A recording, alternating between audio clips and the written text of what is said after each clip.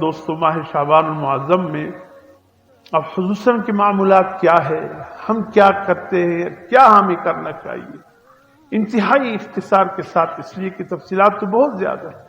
اس حوالے سے بعض لوگ، ایک تو یہ میں عرض یہ کر رہا تھا کہ اس مہینے میں ایک تو تحویل قبلہ حضور صلی اللہ علیہ وسلم کی دعوت کی گئی، محلہ سالم ابن عوف، ان لوگوں نے کہا رسول اللہ آپ ہمارے ہاں تشریف لے آئے۔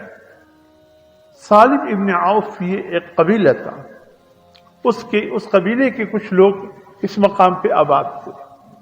حضور ان کے پاس ایک دن آئے کہ رسول اللہ آپ ہمارے وہاں پر تشریف لے آئے، ہم نے ایک چھوٹی سی مسجد بنائی ہے، آپ اس میں نماز پڑھائے تاکہ مسجد کو برکت مل جائے، آپ کے قدم مل جائے مسجد کو۔ حضور نے فرمایا فلاں دن میں آپ کے محلے میں حاضر ہوں گا۔ حضور صلی اللہ علیہ وسلم اس دن چلے گئے، اتفاق کی بات شعبان کا مہینہ تھا۔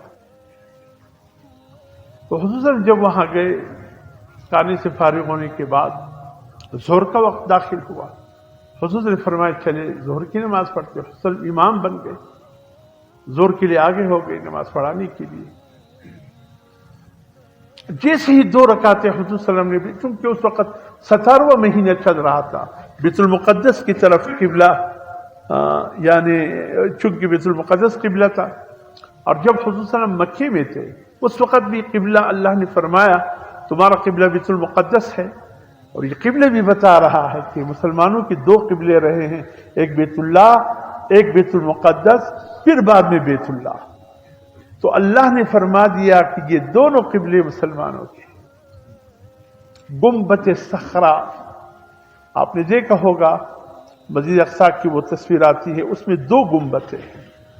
ایک گنبد اس مقام پہ ہے جہاں حضور صلی اللہ علیہ وسلم معراج کے رات تشریف لے گئے ہیں آسمانوں، اس مقام پہ گنبد بنا دی گئی ہے۔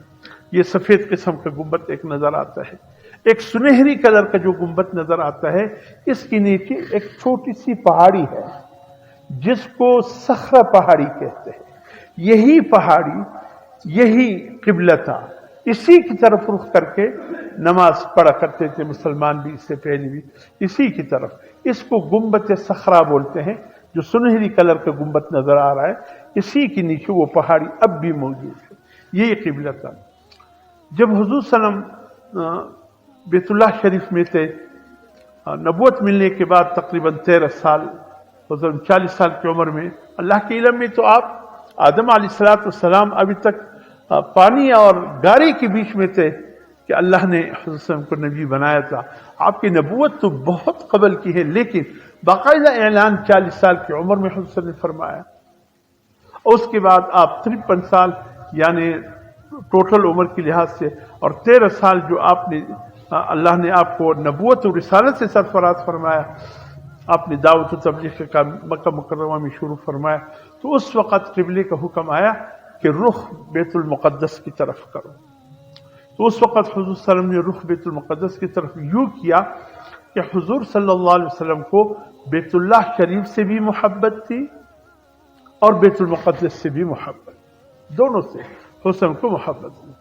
تو حضور صلی اللہ علیہ وسلم دونوں کو سامنے رکھ کر نماز پڑھتے تھے، اس طریقے سے جہاں یہ رکن یمانی ہے، بیت اللہ شریف کے 4 کونے ہیں، ایک کونا جو بالکل ملتزم کی سیدھ میں ہے وہ رکن عراقی کہلاتا ہے، اس کا رخ عراق کی طرف ہے۔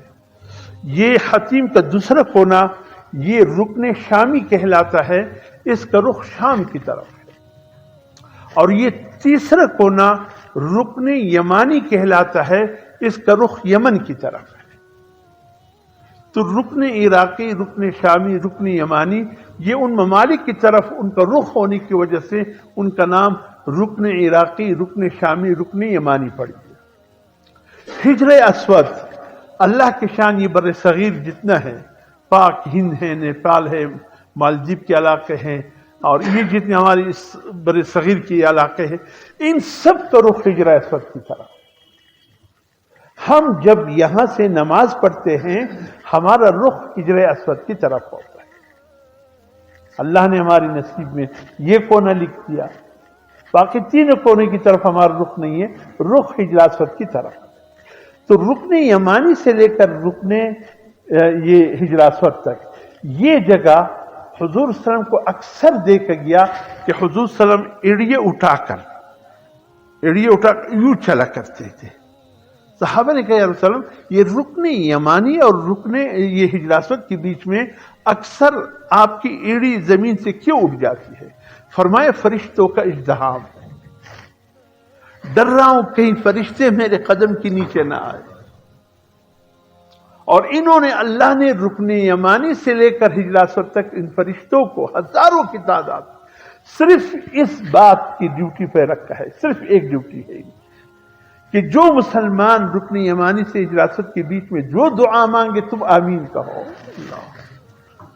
اور فرشتے تو مستجاب الدعوات ہیں، وہ جس دعا پر آمین کہے انشاءاللہ یقیناً اللہ قبول فرما دیتے ہیں۔ دیر سویر ہو جاتی ہے لیکن اللہ پاک اس دعا کو شرط قبولیت ضرور عطا فرماتے ہیں جس دعا پہ فرشتے آمین کہیں۔